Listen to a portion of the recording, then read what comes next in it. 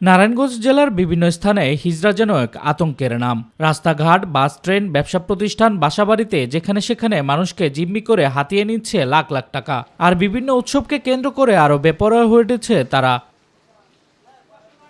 আগে হিজড়া বা তৃতীয় লিঙ্গের মানুষদের স্বেচ্ছায় সহায়তা করা হতো, কিন্তু সম্প্রতি বেপরোয়া হয়ে উঠেছে তাদের আচরণ। এতে বিব্রতকর পরিস্থিতির মধ্যেও পড়তে হচ্ছে লোকজনকে। এমনকি বাসাবাড়িতে নবজাতক ও শিশুদের জিম্মি করে অভিভাবকদের কাছ থেকে হাতিয়ে নিচ্ছে মোটা অঙ্কের টাকা। রাস্তায় বেড়েছে নকল তৃতীয় লিঙ্গের সংখ্যাও।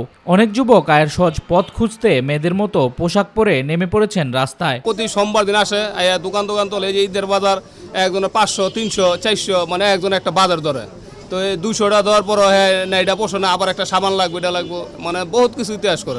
একটা বাচ্চা হইলো, এই বাচ্চারা 5,000 টাকা দাবি করে বই থাকে, নাইলে কি করে ওরা কাপড় এরকম একটা কাহিনী করে, মানে থাকার মতো কোনো পরিবেশ নাই। সরকারের সঠিক পদক্ষেপ এখনই নিতে হবে, তা না হলে আমাদের সাধারণ মানুষ অনেক হয়রানির শিকার হবে। পরিবার থেকে বিতাড়িত হয়ে আসছেন হিজড়াদের দলে। বলছেন তারা মানুষকে জিম্মি করে নয়, সাহায্য সহযোগিতার মাধ্যমে চলছে জীবন। আমি হিজড়া দিকে এবার গ্রামের মানুষ আমাকে মেনে নেয়নি, তো তার জন্য আমি হিজড়াদের সাথে চলে এসেছি। এখন আমার ভালো লাগছে, এখন আমি আমার গুরু মাদের সাথে আছি, এখন আমি ভালো আছি। সরকারের পক্ষ থেকে বিভিন্ন উদ্যোগ নেওয়া হলেও হিজড়া সম্প্রদায়ের মানুষ এসব সুবিধা গ্রহণ করতে আসেন না বলে জানান এই কর্মকর্তা। বেশ কয়েকবার এদের সঙ্গে যোগাযোগ করেছে, আমার অফিসে ডেকে নিয়ে এসেছি। আনার পর ওদেরকে বলেছিলাম যে আপনাদেরকে ট্রেনিং দেবো আমরা। ওরা হ্যাঁ হ্যাঁ বলে এরপর গিয়ে আর ফোনও ধরে না।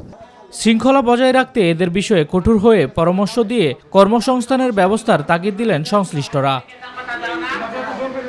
শামস তাবরিজ উচ্ছ্বাস, মাই টিভি নিউজ ডেস্ক।